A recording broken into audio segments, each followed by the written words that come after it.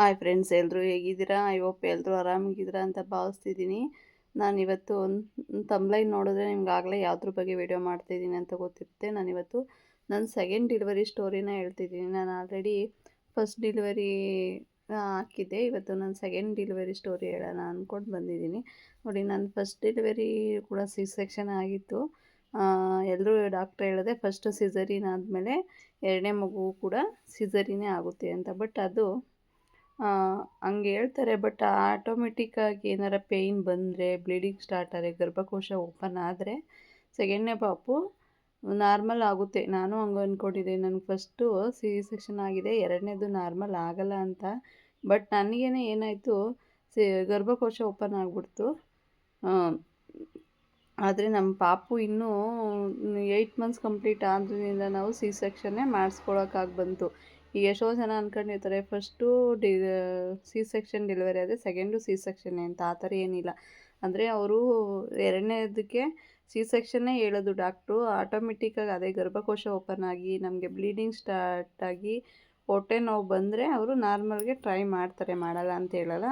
ಆ ಥರ ಯಾವುದು ನೋವುಗಳು ಬರಲಿಲ್ಲ, ಗರ್ಭಕೋಶ ಓಪನ್ ಆಗಿಲ್ಲ, ಏನೂ ಇಲ್ಲ ಅಂದರೂ 37 ವೀಕ್ ಆದಮೇಲೆ ಅವರು ಸಿ ಸೆಕ್ಷನ್ ಮಾಡಿಬಿಡ್ತಾರೆ. ನೋಡಿ ಫ್ರೆಂಡ್ಸ್, ನಾವು ಅಷ್ಟೇ. ನಾವು ಈ ಫಸ್ಟ್ನೇ ಪಾಪುಗೂ ನಿಮ್ಗೆ ಆಲ್ರೆಡಿ ಯಾರು ನಾನು ಫಸ್ಟ್ನೇ ಡೆಲಿವರಿ ನೋಡಿರ್ತೀರ ಅವ್ರಿಗೆ ಆಲ್ರೆಡಿ ಗೊತ್ತಿರುತ್ತೆ. ಅದು ಅಷ್ಟೇ ಚೆಕಪ್ಗೆ ಅಂತ ಹಾಸ್ಪಿಟಲ್ಗೆ ಹೋಗಿದ್ದು. ಅದನ್ನೂ ನಾವು ಡೆಲಿವರಿಗೆ ಅಡ್ಮಿಟ್ ಆಗಿಬಿಟ್ಟು ಇದು ಅಷ್ಟೇ. ಇದು ಏನಪ್ಪ ಅಂದರೆ ನನಗೆ 8 ಮಂತ್ಸು ನಡೀತಿದ್ದಾಗ ಡೆಂಗಿ ಜ್ವರ ಬಂದುಬಿಡುತ್ತೆ. ಆ ಡೆಂಗಿ ಜ್ವರ ಬಂದಾಗ ವೈಟ್ ಬ್ಲಡ್ ಫುಲ್ಲು ಕಮ್ಮಿ ಆಗಿ ಮೈಯೆಲ್ಲ ಇಚ್ಚಿಂಗ್ ಸ್ಟಾರ್ಟ್ ಆಗಿಬಿಡುತ್ತೆ. ಆಮೇಲೆ ಆಗಲೇ ಇಲ್ಲ, ನಾನು ತಡೆಯೋಕ್ಕಾಗಿಲ್ಲ. ಹಾಗಾಗಿ ನಾನು ಆಸ್ಪತ್ರೆಗೆ ಅಡ್ಮಿಟ್ ಆಗ್ತೀವಿ. ಐ ಸಿ ವಾರ್ಡ್ಗೆ ಹಾಕ್ತಾರೆ. ಐ ಸಿ ವಾರ್ಡಲ್ಲೇ ಒಂದು 3-4 ಡೇಸ್ ಇಟ್ಕೊಂಡು ಅವಾಗ ಏನು ಮಾಡ್ತಾರೆ, ವೈಟ್ ಪ್ಲೇಟೆಡ್ ತುಂಬ ಕಮ್ಮಿ ಆಗಿತ್ತು ಅಂತ ದಾಳಿಂಬೆ ಹಣ್ಣು, ಕಿವಿ ಫ್ರೂಟ್ಸು ಎಲ್ಲ ಡ್ರಾಗನ್ ಫ್ರೂಟು ಎಲ್ಲ ತುಂಬ ಜಾಸ್ತಿ ಕೊಟ್ಟರು ನನಗೆ. ಯಾಕಂದರೆ ಮೈ ಕಟ್ಟು ತಡೆಯೋಕ್ಕೆ ಆಯ್ತಿರಲಿಲ್ಲ, ಅಷ್ಟೊಂದು ಇಚ್ಚಿಂಗ್ ಬಂದುಬಿಡ್ತಾಯಿತ್ತು. ಆಮೇಲೆ ವೈಟ್ ಪ್ಲೇಟೆಡ್ ಜಾಸ್ತಿ ಆಗಲಿ ಅಂತ ಅದೆಲ್ಲ ಕೊಟ್ಟರು. ಓಕೆ ಅಂತ ನಾನಲ್ಲಿ ಐ ಸಿ ವಾರ್ಡಲ್ಲಿ ಒಂದು 5 ಡೇಸ್ ಇದ್ದೆ. ಆ 5 ಡೇಸ್ ಆದಮೇಲೆ ಸರಿ ಅಂತ ನನಗೆ ಡಿಸ್ಚಾರ್ಜ್ ಮಾಡ್ತಾರೆ. ಅದಕ್ಕೆ ಮುಂಚೆ ನನಗೆ ಆ ಡಾಕ್ಟ್ರ್ ಏನು ಮಾಡಿದರು, ಮೊದಲೇ 37 ವೀಕ್ ಮುಂಚೆ ಏನಾರ ಡೆಲಿವರಿ ಆಗಿಬಿಟ್ರೆ ಅಂದ್ಬಿಟ್ಟು ಶ್ವಾಸಕೋಶ ಬೆಳವಣಿಗೆ ಆಗೋಕ್ಕೆ ಅಂದ್ಬಿಟ್ಟು 2 ಇಂಜೆಕ್ಷನ್ ಹಾಕಿ, ಮಗುಗೆ ಶ್ವಾಸಕೋಶ ಬೇಗ ಬೆಳವಣಿಗೆ ಆಗೋ ಥರ 2 ಇಂಜೆಕ್ಷನ್ ಹಾಕ್ಬಿಟ್ಟು ಡಿಸ್ಚಾರ್ಜ್ ಮಾಡ್ತಾರೆ. ನಾನು ಅವತ್ತು ಸಂಜೆ ಆಗಿರುತ್ತೆ ನಾವು ಡಿಸ್ಚಾರ್ಜ್ ಮಾಡಿಸ್ಕೊಂಡು ಮನೆಗೆ ಬರೋದು. ಮನೆಗೆ ಬಂದು ಒಂದು ದಿನ ಇರ್ತೀನಿ. ಅವತ್ತು ಮಾರನೇ ದಿನಕ್ಕೆ ಅದೇ ಬ್ಲಡ್ ಚೆಕಪ್ ಮಾಡಿಸ್ಬಿಟ್ಟು ಮತ್ತು ರಿಪೋರ್ಟ್ ತಂದು ತೋರಿಸಿ ಅಂತಾರೆ. ಅವತ್ತು ಮಾರ್ನಿಂಗು ನಮಗೆ ಆಸ್ಪತ್ರೆಯಲ್ಲೇ ಸರಿಯಾಗಿ ನಿದ್ದೆ ಆಯ್ತಿರ್ಲಿಲ್ಲ 5 ದಿವಸದಿಂದ. ಹೋಗಲಿಲ್ಲ. ಈವ್ನಿಂಗ್ ಹೋಗಿ ಬ್ಲಡ್ ಎಲ್ಲ ಚೆಕಪ್ ಮಾಡಿಸ್ಕೊಬಂದು ವೈಟ್ ಪ್ಲೇಟೆಡ್ ಎಲ್ಲ ಜಾಸ್ತಿ ಆಗಿದ್ದು. ಸರಿ ಬಿಡಿ, ನಾಳೆ ಹೋಗಿ ಆಸ್ಪತ್ರೆಗೆ ತೋರಿಸಿದ್ರೆ ಆಯಿತು ಅಂದ್ಕೊಂಡು ಸುಮ್ಮನಾದೆ. ಬಟ್ ಅವತ್ತೇ ನಾನು ನೈಟೇ ನಂಗೆ ಸ್ವಲ್ಪ ಬ್ಲೀಡಿಂಗ್ ಸ್ಟಾರ್ಟ್ ಆಗಿಬಿಡ್ತು. ಬ್ಲೀಡಿಂಗ್ ಸ್ಟಾರ್ಟ್ ಆದಾಗ ಎಲ್ಲೋ ಸ್ವಲ್ಪ ಆಗಿರುತ್ತೆ ಅಂದ್ಕೊಂಡು ನಾನು ಸುಮ್ಮನಾದೆ. ಆದರೆ ಭಯ ಸ್ಟಾರ್ಟ್ ಆಯಿತು. ಸ್ವಲ್ಪ ಲೈಟಾಗಿ ಹೊಟ್ಟೆ ನೋವು ಬರೋಕ್ಕೆ ಸ್ಟಾರ್ಟ್ ಆಯಿತು. ಮಾರ್ನಿಂಗು ಎದ್ದಿದ ತಕ್ಷಣ ನಮ್ಮ ಹಸ್ಬೆಂಡ್ಗೆ ಹೇಳಿದೆ. ಅವರು ಸರಿ ಅಂತ ಕಾಲ್ ಮಾಡಿ ಅಪಾಯಿಂಟ್ಮೆಂಟ್ ತೊಗೊಂಡ್ರು. ಅವ್ರು ಹೇಳಿದ್ರು 1:30ಗೆ ಬನ್ನಿ ಅಂತ ಹೇಳಿದ್ರು. ಇಲ್ಲ ಮೇಡಮ್, ನಮ್ಗೆ ಎಮರ್ಜೆನ್ಸಿ ಇದೆ, ಬ್ಲೀಡಿಂಗ್ ಆಗ್ತಾಯಿದೆ ಅಂತ ಹೇಳಿದ್ದಕ್ಕೆ ಪರವಾಗಿಲ್ಲ ಬನ್ನಿ, ನಿಮ್ಮನ್ನೇ ಫಸ್ಟ್ ಕಳಿಸ್ತೀವಿ ಅಂದರು. ನಾವು ಹಾಸ್ಪಿಟಲ್ಗೆ ಹೋದೋ, ಡಾಕ್ಟ್ರು ಬಂದರು, ಮತ್ತು ಚೆಕ್ ಮಾಡಿದ್ರು. ಇಲ್ಲಮ್ಮ, ಗರ್ಭಕೋಶ ಓಪನ್ ಆಗಿದೆ 2 ಸೆಂಟಿಮೀಟ್ರು. ಇವಾಗ ಏನು ಮಾಡ್ತೀರಾ ನೀವು, ತುಂಬ ಕೇರ್ಫುಲ್ಲಾಗಿರಬೇಕು, ಇಲ್ಲೇ ಅಡ್ಮಿಟ್ ಆಗಿ ಅಂತ ಹೇಳಿದ್ರು. ನಾವು ಈಗ ತಾನೇ ಡಿಸ್ಚಾರ್ಜ್ ಆಗಿ ಬಂದು ಒಂದು ದಿನ ಆಗಿತ್ತು, ಮತ್ತೆ ಅಡ್ಮಿಟ್ ಆಗಬೇಕಪ್ಪ ಆಸ್ಪತ್ರೆಯಲ್ಲಿ ಅನಿಸ್ತು. ಇಲ್ಲ ಅಡ್ಮಿಟ್ ಆಗಿ, ಇಲ್ಲಾಂದರೆ ಮನೇಲೇ ಫುಲ್ಲು ಬೆಡ್ ರೆಸ್ಟು, ಅಂದರೆ ಊಟ ತಿಂಡಿ ವಾಶ್ರೂಮ್ ಬಿಟ್ಟರೆ ಮೇಲ್ಕೆ ಎದ್ದೇಳೋಂಗಿಲ್ಲ ಅಂತ ಹೇಳಿದ್ರು. ನಮ್ಮ ಮನೆಯವರು ಸರಿ ಮೇಡಮ್, ನಾವು ಹಂಗೆ ನೋಡ್ಕೋತೀವಿ, ಮನೆಗೆ ಕರ್ಕೊಂಡು ಹೋಗ್ತೀನಿ ಅಂದರು. ಅವರು ಬ್ಲೀಡಿಂಗ್ ನಿಲ್ಲೋ ಥರ ಒಂದು ಚಿಕ್ಕ ಬಾಟಲ್ದು ಡಿಪ್ಸ್ ಎಲ್ಲ ಹಾಕಿ ಟ್ಯಾಬ್ಲೆಟ್ಗಳಿಗೆಲ್ಲ ಕೊಟ್ಟರು. ಸರಿ ಅಂತ ಟ್ಯಾಬ್ಲೆಟ್ ಎಲ್ಲ ತೊಗೊಂಡು ನಾವು ಅವತ್ತು ನೈಟು, ಅಂದರೆ ಮಧ್ಯಾಹ್ನ ಆಯಿತು ಮನೆಗೆ ಹೋಗೋಷ್ಟೊತ್ತಿಗೆ. ನಮ್ಮ ಮನೇಲೂ ಹಂಗೆ ನೋಡಿಕೊಂಡ್ರು. ಊಟ ತಿಂಡಿ ಬಿಟ್ಟು ಮೇಲಕ್ಕೆ ಏನೂ ಹೇಳ್ತಿಲ್ಲ, ನಾನ್ ವೆಜ್ಜು, ಉಪ್ಪು ಖಾರ ಇರೋದೆಲ್ಲ ಜಾಸ್ತಿ ತಿನ್ನಬಾರ್ದು ಅಂತ ಹೇಳಿದರು. ಟ್ಯಾಬ್ಲೆಟ್ ಎಲ್ಲ ತೊಗೋತಾ ಇದೆ. ಅವತ್ತು ನೈಟು ಸ್ವಲ್ಪ ಕಮ್ಮಿ ಆಯಿತು, ಮಲ್ಕೊಂಡೆ. ಆದರೆ ಸ್ವಲ್ಪ ಹೊಟ್ಟೆ ನೋಯ್ತಾನೇ ಇತ್ತು. ನಾನು ಅಂದ್ಕೊಂಡು ಮತ್ತು ಇನ್ನೇನು ಟ್ಯಾಬ್ಲೆಟ್ ಅದೆಲ್ಲ ಕೊಟ್ಟಿದ್ದಾರಲ್ಲ ಕಮ್ಮಿ ಆಗುತ್ತೆ ಅಂದ್ಕೊಂಡು, ಮತ್ತೆ ಬೆಳಗ್ಗೆಗೆ ಜಾಸ್ತಿ ಹೊಟ್ಟೆ ನೋವು ಸ್ಟಾರ್ಟ್ ಆಗಿಬಿಡ್ತು. ಬಿಟ್ಟು ಬರೋಕ್ಕೆ ಸ್ಟಾರ್ಟ್ ಆಗಿಬಿಡ್ತು. ಒಂದು 7 ಗಂಟೆ ಆಗಿತ್ತು. ನಾನು ಅಳೋಕ್ಕೆ ಸ್ಟಾರ್ಟ್ ಮಾಡಿದೆ. ಮತ್ತು ನಮ್ಮ ಮನೆಯವರು ಇಮಿಡಿಯೇಟ್ ಕರ್ಕೊಂಡು ಹೋದ್ರು ಆಸ್ಪತ್ರೆಗೆ ಕರ್ಕೊಂಡು ಹೋಗಿದ ತಕ್ಷಣ ಹೇಳ್ದೆ, ನಾವು ನೆನ್ನೆ ಹಿಂಗೆ ಬಂದಿದ್ದು ಅಂತ. ಅವರು ನಮ್ಮ ಡಾಕ್ಟ್ರ್ ಇದ್ರಲ್ಲ, ಅವ್ರಿಗೆ ಯಾರು ಡ್ಯೂಟಿ ಡಾಕ್ಟ್ರ್ ಇದ್ದರು, ಅವ್ರು ನಮ್ಮ ಡಾಕ್ಟ್ರ್ ಕಾಲ್ ಮಾಡಿ ಹೇಳಿದ್ರು. ಸರಿ ಅಂತ ಸಿಸ್ಟರ್ ಬಂದು ಮತ್ತೆ ಚೆಕ್ ಮಾಡಿದ್ರು. ಮತ್ತೆ ಗರ್ಭಕೋಶ 2% ಓಪನ್ ಆಗಿದ್ದು, ಅದು 3 ಸೆಂಟಿಮೀಟ್ರ್ ಓಪನ್ ಆಗಿಬಿಟ್ಟಿತ್ತು. ಅದು ಅವರು ಡಾಕ್ಟ್ರಿಗೆ ಜೊತೆ ಮಾತಾಡಿದ್ರು. ಡಾಕ್ಟ್ರ್ ಹೇಳಿದ್ರು, ಇಲ್ಲಮ್ಮ ಇವಾಗ ಡೆಲಿವರಿ ಇಮಿಡಿಯೇಟ್ ಮಾಡಲೇಬೇಕಾಗುತ್ತೆ. ನೆನ್ನೆ 2% ಇತ್ತು, ಇವತ್ತು 3% ಇದೆ, ಆಗಲ್ಲ. ಇದನ್ನ ನಾವು ಇಮಿಡಿಯೇಟ್ ಡೆಲಿವರಿ ಮಾಡಲೇಬೇಕು. ಈಗ ಬ್ಲೀಡಿಂಗು, ಸ್ಟೊಮಕ್ ಪೇಯ್ನ್ ಎಲ್ಲ ಇರೋದ್ರಿಂದ ನಾರ್ಮಲ್ ಮಾಡಿಸ್ಕೋತೀರಾ, ಸಿ ಸೆಕ್ಷನ್ ಮಾಡ್ಕೋತೀರಾ ನೋಡಿ ಅಂತ ಹೇಳಿದ್ರು. ನಾನು ಒಂದು ಐಡಿಯಾ ಹೇಗಿದ್ರು ಹೋದ ಸಲ ಅಂತೂ ನಾರ್ಮಲ್ ಆಗಲಿ, ಈ ಸಲ ನಾರ್ಮಲ್ ಆಗುತ್ತೆ, ಮಾಡಿಸ್ಕೊಬಿಡೋಣ ಅಂತ ಅಂದೆ. ನಮ್ಮ ಹಸ್ಬೆಂಡ್ ಅಂದರು, ಬೇಡಮ್ಮ ಪಾಪು ಇನ್ನೂ ಪ್ರೀ ಮೆಚೂರು, ಮತ್ತು ಡಾಕ್ಟ್ರು ನರ್ಸೆಲ್ಲ ಹೇಳ್ತಾಯಿದ್ರು ಪ್ರೀ ಮೆಚೂರ್ ಬೇಬಿ ಆಗಿದೆ, ಹೆಂಗಿದ್ರು ಬೇಡ, ಸಿ ಸೆಕ್ಷನ್ನೇ ಮಾಡಿಸ್ಕೊಬಿಡಿ. ಪಾಪುಗೆ ಏನಾರ ಆದರೆ ನಾವು ಜವಾಬ್ದಾರಿ ಅಲ್ಲ, ಏನಿದ್ರು ನೀವೇ ಜವಾಬ್ದಾರಿ ಅಂದರು. ಮತ್ತು ನಮ್ಮದು ಬೇರೆ ಡೆಂಗಿ ಜ್ವರ ಬೇರೆ ಬಂದಿತ್ತ, ಮತ್ತು ಇನ್ನು 8 ಮಂತ್ಸು ಕಂಪ್ಲೀಟ್ ಆಗಿ ಅವಾಗ 9ಗೆ ಬಿದ್ದಿತ್ತ. ತುಂಬ ಭಯ ಪಾಪುಗೆ ಏನಾಗ್ಬಿಡುತ್ತೋ ಅಂತ. ಓಕೆ ಸರಿ, ಸಿ ಸೆಕ್ಷನ್ನೇ ಮಾಡಿ ಅಂತ ಹೇಳ್ದು. ಅಲ್ಲೆಲ್ಲ ಸರಿ ಡ್ರೆಸ್ ಎಲ್ಲ ಚೇಂಜ್ ಮಾಡಿ ಮೇಲ್ಗಡೆ ಸೆಕ್ಷನ್ ವಾರ್ಡಿಗೆ ಶಿಫ್ಟ್ ಮಾಡಿದ್ರು. ಸೆಕ್ಷನ್ ವಾರ್ಡಿಗೆ ಶಿಫ್ಟ್ ಮಾಡಿದ ತಕ್ಷಣ ಈಗ 8:45ಗೆ ಮಾಡ್ತೀವಪ್ಪ ಅಂತ ಹೇಳಿದ್ರು.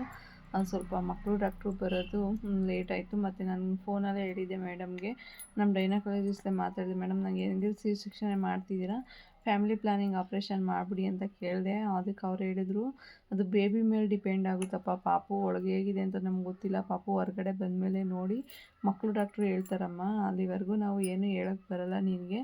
ಅಕಸ್ಮಾತ್ ನಿಮ್ಮ ಮನೆಯವ್ರು ಫುಲ್ ಫೋರ್ಸ್ ಮಾಡಿದ್ರೆ ಮಾಡ್ತೀವಿ, ಇಲ್ಲಾಂದರೆ ಪಾಪು ವೆಯ್ಟ್ ಕಮ್ಮಿ ಎಲ್ಲ ಇದ್ದರೆ ಮಾಡಲ್ಲ ಅಂತ ಹೇಳಿದ್ರು. ಓಕೆ ಅಂತ ಡ್ರೆಸ್ ಎಲ್ಲ ಹಾಕಿದ್ರು. ಮತ್ತು ನೀವು ಕರ್ಕೊಂಡೋದ್ರು ಡೆಲಿವರಿ ರೂಮ್ಗೆ, ಸಿ ಸೆಕ್ಷನ್ ರೂಮ್ಗೆ ಕರ್ಕೊಂಡೋದ್ರು. ಅಂದರೆ ಆಲ್ರೆಡಿ ಒಂದು ಸಲ ಮಾಡಿಸ್ಕೊಂಡಿರ್ತೀವಲ್ಲ, ಹೇಗೆ ಸಿ ಸೆಕ್ಷನ್ ನಡೆಯುತ್ತೆ ಅಂತ ನಮಗೆ ಗೊತ್ತಿರುತ್ತೆ. ಆದರೆ ಅನಫೆಸ್ತಿಯಾ ಕೊಡ್ತಾರಲ್ಲ ಅದೇ ಭಯ. ಮತ್ತು ಡಾಕ್ಟ್ರು ಅಂದರೆ ನಾನು ಅವಾಗ ತಾನೇ IC ವಾರ್ಡಲ್ಲಿ ಇಟ್ಟು ಬಂದಿದ್ನಲ್ಲ, ಎಲ್ಲ ಡಾಕ್ಟ್ರುಗಳು ಪರಿಚಯ. ಅನಫೆಸ್ತಿಯಾ ಡಾಕ್ಟ್ರು ಬಂದರು. ಓ ರತಿ, ನೀವಲ್ವಾ ಡೆಂಗಿ ಜ್ವರ ಬಂದು ಮೊನ್ನೆ ತಾನೇ ಹೋಗಿದ್ದೀರಾ, ಆಲೇ ಡೆಲಿವರಿ ಆಗೋಯ್ತೈತಲ್ಲಮ್ಮ ಅಂದ್ಬಿಟ್ಟು, ಮತ್ತು ಹೆದ್ರುಕೋಬಾರ್ದಮ್ಮ, ಡೈರಾಗಿ ಉಸಿರು ತೊಗೊಂಡು ಉಸಿರು ತೊಗೊಳ್ಳಿ, ಉಸಿರು ಬಿಡಿ ಅಂದರು. ಇನ್ನೇನು ನೋವು ಹೆಂಗಿದ್ರು ಆಗೇ ಆಗುತ್ತೆ, ಮಾಡಿಸ್ಕೊಳ್ಳೇಬೇಕು ಅಂದ್ಬಿಟ್ಟು ಸರಿ ಅಂತ ನಾನು ಹಂಗೆ ಜೋರಾಗಿ ಉಸಿರು ತೊಗೊಂಡು ಉಸಿರು ಬಿಡ್ತಾಯಿದ್ದೆ. ಅನಫೆಸ್ತಿಯಾ ಕೊಟ್ಟರು. ಆ ಅನಫೆಸ್ತಿಯಾ ಕೊಡಬೇಕಾದ್ರೆ ಅಳ್ಳಾಡೋದು ಏನೂ ಮಾಡಬಾರ್ದು. ಮತ್ತು ಅದು ಇಂಜೆಕ್ಷನ್ನು ಸರಿಯಾಗಿ ಚುಚ್ಚಿಲ್ಲ ಅಂದರೆ ಮತ್ತೆ ಚುಚ್ಚುತ್ತಾರೆ, ಆವಾಗ ಮತ್ತೆ ನೋವಾಗುತ್ತೆ. ಅದಕ್ಕೋಸ್ಕರ ಯಾರೇ ಆಗಲಿ ಹಂಗೆ ಮಾಡಬೇಡಿ. ಏನೋ ಒಂದು ನಿಮಿಷ ನೋವಾಗ್ಬಿಡುತ್ತೆ, ಕರೆಕ್ಟಾಗಿ ಕೂತ್ಕೊಂಡ್ರೆ ಅವ್ರು ಹಿಡ್ಕೊಂಡಿರ್ತಾರೆ, ಇಬ್ಬರು ಡಾಕ್ಟ್ರು ಕೊಡ್ತಾಯಿರ್ತಾರೆ, ಅನಫೆಸ್ತಿಯಾ ಡಾಕ್ಟ್ರು. ಆಮೇಲೆ ಸರಿ ಅಂತ ಕೊಟ್ಟರು. ಆಮೇಲೆ ಮಲಗಿಸಿದ್ರು. ಬಾಡಿ ಎಲ್ಲ ಬೆಂಡ್ ಆಗ್ತಿದೆಯಮ್ಮ ಅಂತ ಕೇಳಿದ್ರು. ಹೌದು ಸರ್ ಅಂದಮೇಲೆ ಆಮೇಲೆ ಸಿ ಸೆಕ್ಷನ್ ಮಾಡಿದ್ರು. ಆಮೇಲೆ ಸಿಸ್ಟ್ರು ಬಂದು, ನೋಡಿಮ್ಮ ನಿಮಗೆ ಮಗ ಹುಟ್ಟಿದ್ದಾನೆ, ಗಂಡು ಮಗು ಅಂತ ತೋರಿಸಿದ್ರು.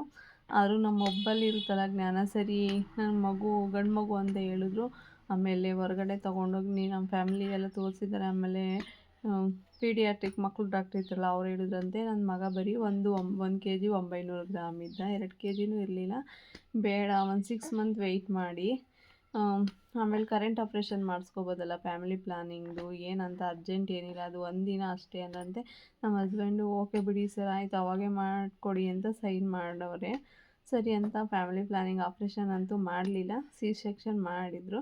ಆಮೇಲೆ ನಂಗೆ ಸ್ವಲ್ಪ ಎಷ್ಟೊತ್ತಾದಮೇಲೆ ಪ್ರಜ್ಞೆ ಬಂತು. ಆಮೇಲೆ ನಮ್ಮ ಮನೆಯವ್ರು ಬಂದರು, ಮಾತಾಡ್ಸೋರೆ. ನನಗೆ ಮಬ್ಬು, ಅವ್ರು ಹೇಳ್ತಾರೆ ಮಗ ಹುಟ್ಟಿದ್ದಾನೆ ಕಣಮ್ಮ ಅಂತ. ನನಗೂ ಏನೋ ಮಬ್ಬು. ಆಮೇಲೆ ಅವ್ರ ಸಿಸ್ಟ್ರು ಮಾತಾಡಿರತ್ತೀವ್ರೆ ಚೆನ್ನಾಗಿದ್ದೀನಿ ಅಂತ ಹೇಳಿ ಅಂದರು. ಆಮೇಲೆ ನಮ್ಮ ಅತ್ತೆ, ನನ್ನ ತಂಗಿ ಮಕ್ಕಳು ಎಲ್ಲ ಇದ್ದರು. ಅಮ್ಮಂಗೆ ಗೊತ್ತಿರಲಿಲ್ಲ, ಅಮ್ಮ ಊರಲ್ಲೂ ಡೆಂಗಿ ಜ್ವರ ಬಂದಿತ್ತಲ್ಲ, ಅವಾಗ ತಾನೇ ಬಂದು ಡಿಸ್ಚಾರ್ಜ್ ಮಾಡಿಸ್ಬಿಟ್ಟು ಮನೆಗೆ ಹೋಗಿದ್ರು. ಇದು ನನ್ನ ಮಗನ ಡೆಲಿವರಿ ಸ್ಟೋರಿ. ಆಮೇಲೆ ನಮ್ಮ ಪಾಪು 1 kg 900 ಗ್ರಾಮ್. ಆಮೇಲೆ ಪ್ರೀ ಮೆಚೂರ್ ಬೇಬಿ ಆಗಿದ್ದರಿಂದ ಅದು ಒಂದೇ ಸಲ ತೋರಿಸಿದ್ದು. ಮನೆಗೆ ತೋರಿಸ್ಬಿಟ್ಟು ಡೈರೆಕ್ಟು NICU, ಅಂದರೆ ದೊಡ್ಡವ್ರಿಗೆ ಹೇಗೆ IC ವಾರ್ಡು ಅಂತ ಇರ್ತಾರೆ, ಮಕ್ಕಳಿಗೆ NICU ಅಂತ, ತೀವ್ರ ನಿಗಾ ಘಟಕ ಅಂತ ಹೇಳ್ತಾರೆ. ಅದ್ರಲ್ಲಿ ಇಟ್ಬಿಟ್ಟಿದ್ರು. ಮತ್ತು ನಾನು ಆಪ್ರೇಷನಲ್ಲಿ ಸ್ವಲ್ಪ ಹೊತ್ತು ಮಲಗಿಸಿ ಮಾಮೂಲಿ ಜನರಲ್ ವಾರ್ಡ್ ಇರುತ್ತಲ್ಲ ಅಲ್ಲಿ ಶಿಫ್ಟ್ ಮಾಡಿದ್ರು. ನಾವು ಪ್ರೈವೇಟ್ ಆಸ್ಪತ್ರೆ ಅಲ್ಲೇ ಹೋಗಿದ್ದು, ಗುರುಶ್ರೀ ಅಂತ ಹಾಸ್ಪಿಟಲು, ಜನರಲ್ ಲೇಔಟಲ್ಲಿ ಇದೆಯಲ್ಲ ಅದು. ಮತ್ತು ಸಪ್ರೇಟ್ ರೂಮ್ ಕೊಟ್ಟರು ನಮಗೆ. ಆಮೇಲೆ ನಮ್ಮ ಗೈನಕಾಲಜಿಸ್ಟ್ ಬಂದು ಕೇಳಿದ್ರು, ರತಿ ಯಾವ ಪಾಪು ಆಗಿದೆ ಅಂತ ಗೊತ್ತಾ ನಿಮಗೆ ಅಂದರು. ಆಗ ಹ್ಞೂ ಮೇಡಮ್ ಗಂಡು ಪಾಪು ಅಂದೆ. ಸರಿ ಆರಾಮಾಗಿದೆಯಾ ಅಂತೆಲ್ಲ ಕೇಳಿ ಮಾತಾಡ್ಸ್ಕೊಂಡು ಹೋದ್ರು. ಆಮೇಲೆ ನಮ್ಮ ಅಮ್ಮ ಬಂದಿದ್ದರು ಊರಿಂದ, ನಮ್ಮ ಅಮ್ಮ ಬಂದೆಲ್ಲ ಮಾತಾಡ್ಸಿದ್ರು.